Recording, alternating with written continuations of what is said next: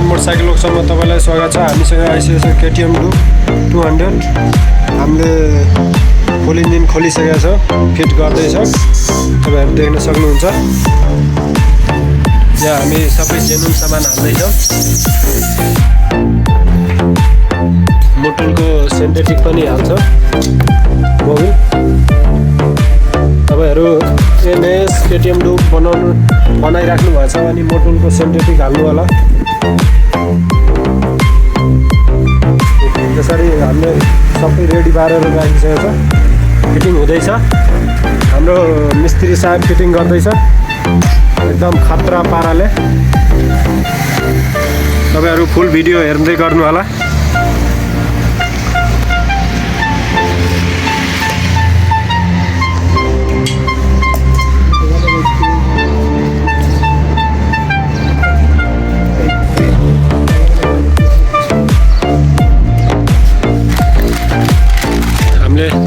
Clutch तार पनि मगाएको छौँ। क्लच तार भाँचिएको थियो। क्लच तार साह्रो भयो भने क्लच प्लेट चाँडै जान्छ। हामीले सबै जेनुन सामान हाल्दैछौँ। ग्यास्किटहरू,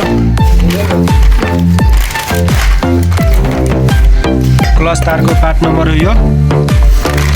त्यसपछि यो प्लगको ग्यास्किट हो। त्यसपछि यो मास्टर प्लेट। तपाईहरुलाई मैले पार्ट नम्बर देखाउँदैछु।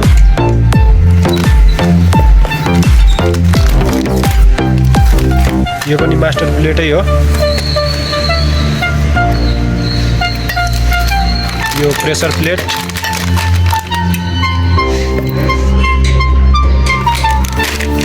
त्यसैगरी क्र्याङ्क पनि नयाँ हालेछौँ, पुरानो यहाँ छ, नयाँ त्यहाँ फिटिङ भइसकेको छ।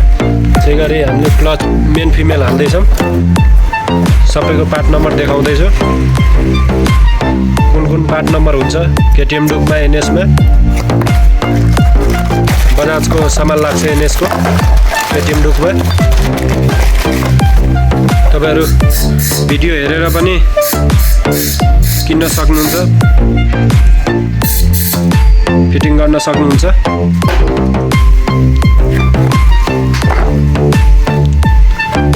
यो भइगयो। यो एक हातले म ओपन गरिरहेको छु, एक हातले भिडियो बनाइरहेको छु, त्यही भएर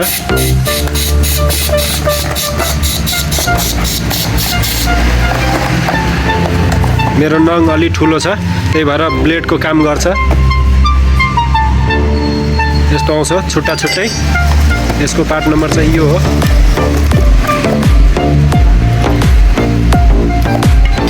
यसको हो यो।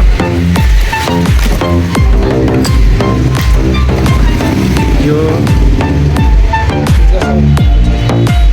क्लच प्लेट होला यो।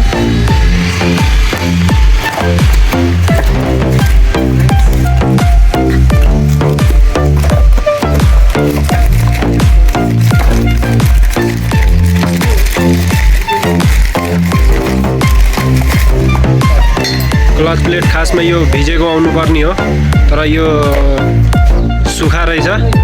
यो कम्पनीले भिजाएर हालेको भए, प्याकिङ गरेको भए राम्रो हुन्थ्यो। यो क्लच प्लेटको पार्ट नम्बर हो यो।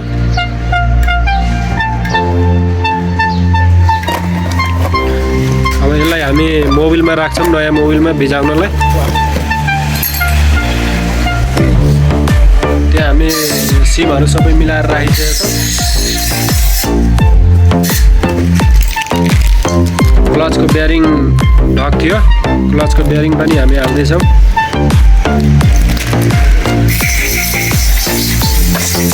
त्यसै गरी हामी प्लग पनि हाल्दैछौँ।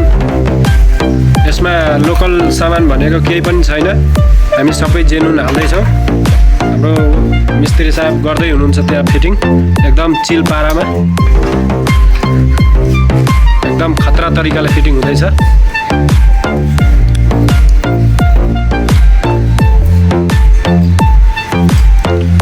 तपाईहरु भिडियो लगाएर नहेर्नु होला, भिडियो फुल हेर्नु होला सुरुदेखि, अनि तपाईहरु सिक्न सक्नुहुन्छ।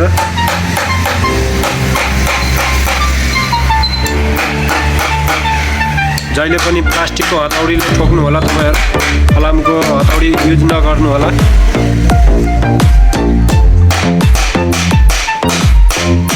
फलामको हतौडी युज गर्नुभयो भने चेम्बर फुट्ने चान्स हुन्छ त्यही भएर प्लास्टिकको हतौडी युज गर्नु होला प्लास्टिकको हतौडी धेरै पर्दैन त्यस्तै 400-500 पर्छ तपाईहरुसँग छैन भने प्लास्टिकको हतौडी किन्न सक्नुहुन्छ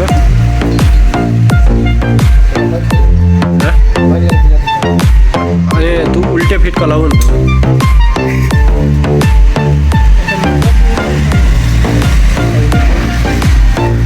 त्यसै गरी हामी ब्लक ढिका पनि हाल्दैछौँ नयाँ केटीएम लुकमा पिस्टन हालेर मात्रै चल्दैन सकेसम्म ब्लक ढिका हालेको राम्रो सिल प्याक छ सिल प्याक च्यातिँदै थियो म यो पनि कम्पनीकै हो ब्लक ढिकाको पार्ट नम्बर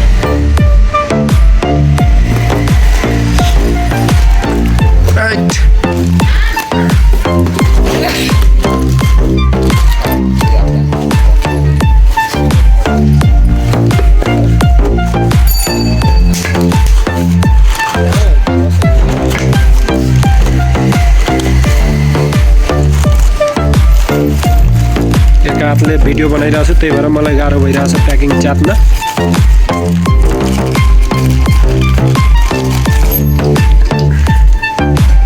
ब्लक ढिका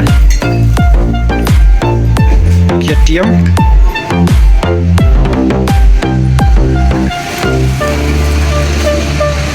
यस्तो छ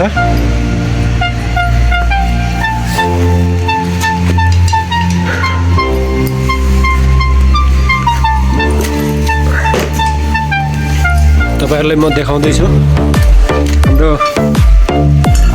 केटीएम डुकको इन्जिन कसरी फिट भइरहेछ ब्यालेन्सर सिकाउँछु तपाईहरुलाई कसरी हाल्छ ब्यालेन्सरमा कसरी टाइमिङ हुन्छ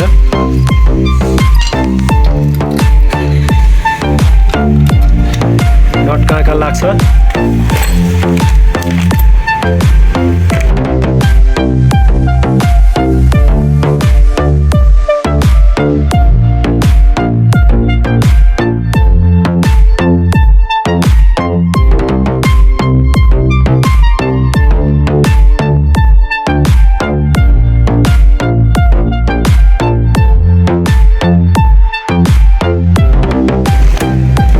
नट खोल्नलाई कहाँ छ तपाईहरुलाई म देखाउँदैछु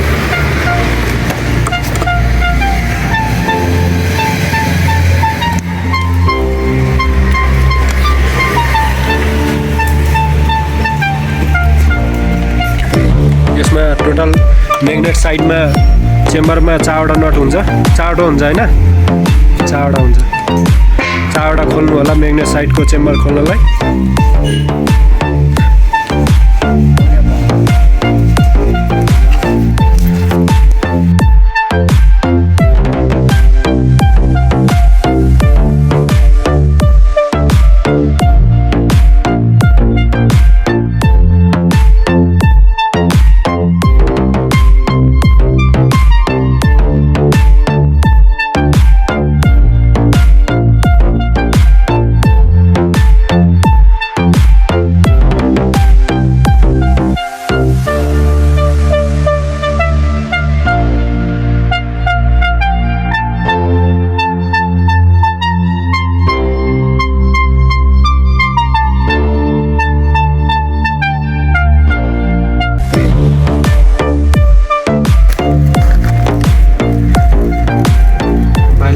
डट यस्तो हुन्छ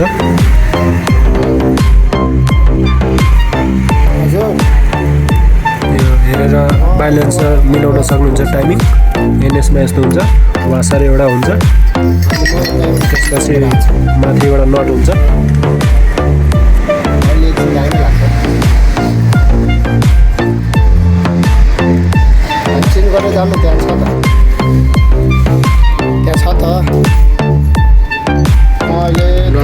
हामीले नयाँ हाल्दैछौँ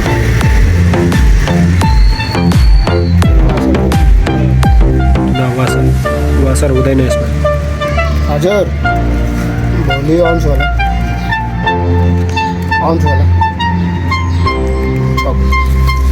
धेरै टाढा छु यता खोइ कुन छ भन्छ यता हाल्दैछौँ नयाँ। यता खोइ कुन अब थाहा छ